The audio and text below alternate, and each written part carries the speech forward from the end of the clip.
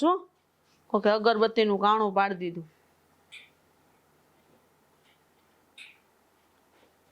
મારી હાડી બગડી ગઈ નવી નવી. બોલો શું કામ હતું મમ્મી? બેટા જા તાર મમ્મી પાસે વયો જા. હા છોકરાની સામે આવી જરૂરી વાત ન કરાય. એવી તો કઈ જરૂરી વાત છે કે તમે ચિંટુને અંદર મોકલી દીધો? સાગર હું જોઉં છું આટલા દિવસથી ને તારી ને મીરા વચ્ચે કંઈક અણબનાવ બની રહ્યો છે. નું કારણ શું? મીરા, તમને તો ખબર જ છે ને કે જ્યારે જોવો ત્યારે મને ભાળીઓ નથી મેકતી.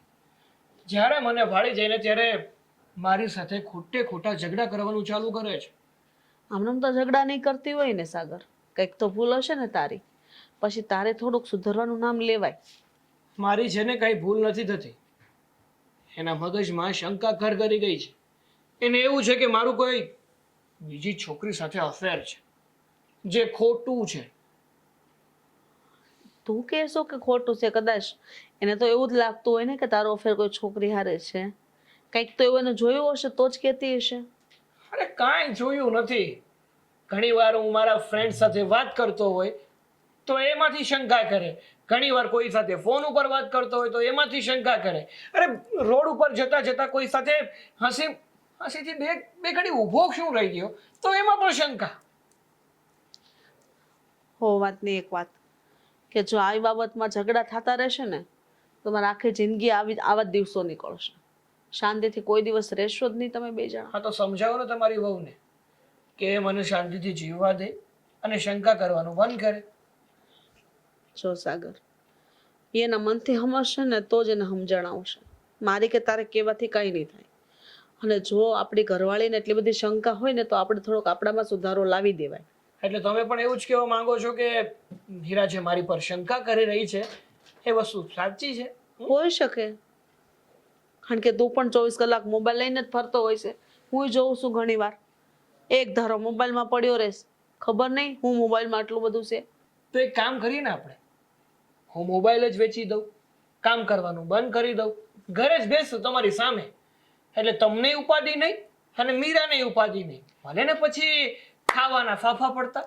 એટલે તું બધું ફોનમાંથી જ કમાઈશ એવું થયું ને? હા, કામ કરવા પડતો જાઉં છું ને.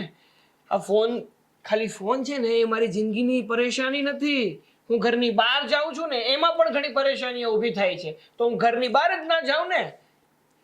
તમારા બે જણાની વાત મારા પલ્લે નથી પડતી, બરાબર સાગર? હો વાતની એક વાત મને એટલી ખબર પડે કે ઘરમાં જે વાતથી ઝઘડા થતા હોય ને એ વાતનો ઉકેલ લાવી દેવાય, અંત લાવી દેવાય, જેથી કરીને આગળ છે ને ઝઘડા ન થાય. બસ. શંકાનું સમાધાન કોઈ દિવસ થયું નથી અને થશે પણ નહીં.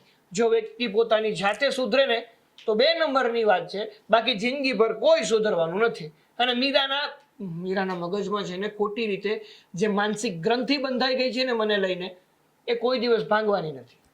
તો રાત દિવસ પતિ પર શંકા કર્યા કરવાનું બસ.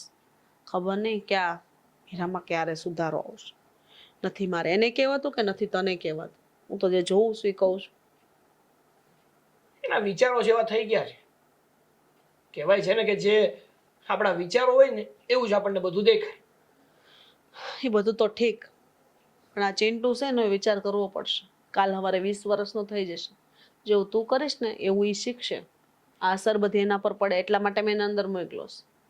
તો એની મમ્મી નહીં જોતો હોય, એની ખબર પડતી હોય કે મારો દીકરો હું શીખે છે ને હું નથી શીખતો? હે, આ હાંધું મારે શીખવાડવાનું? હું ક્યાં કહું છું કે તારા એકલાની જવાબદારી છે. જવાબદારી એના માની છે, મારી પણ છે. જેટલું મારાથી બને ત્યાં સુધી કોશિશ કરું કે ચિંટુ બગડે નહીં. પછી તો ખબર નહીં. જવાબદાર પોતે પોતાના મા બાપ જ હોય છે. કહેવાય છે ને કે પુરુષ છે ને હિમનો હાથી કહેવાય. છોકરાઓને સંસ્કાર આપવા ને એ માની જવાબદારીમાં આવે છે. પણ જો માં જ આવું કરશે ને તો દીકરા શીખી રહ્યા. હરેક વખતે માની જ ભૂલ નથી હોતી. કંઈક ને કંઈક કારણ પિતા પણ હોઈ શકે. તમારી જે વિચાર હોય ને વિચારો. જો તમને પણ મીરાની જેમ એવું લાગતું હોય કે મારા જ ચારિત્રમાં ખામી છે અને હું જ બધી સમસ્યાનો જડ છું ને તો એવું સમજ બસ. કોઈને કાંઈ કહેવા જેવું નથી. દીકરાને કહે એટલે એને સારું ન લાગે, વહુને કહે એટલે એનાથી ડબલ એને ન સારું લાગે. આમ પણ હું એકલી જ છું એટલે બધાનું સાંભળવું પડે. તારા પપ્પા હોત ને તો આજે તમે કોઈ બોલી ન જાત.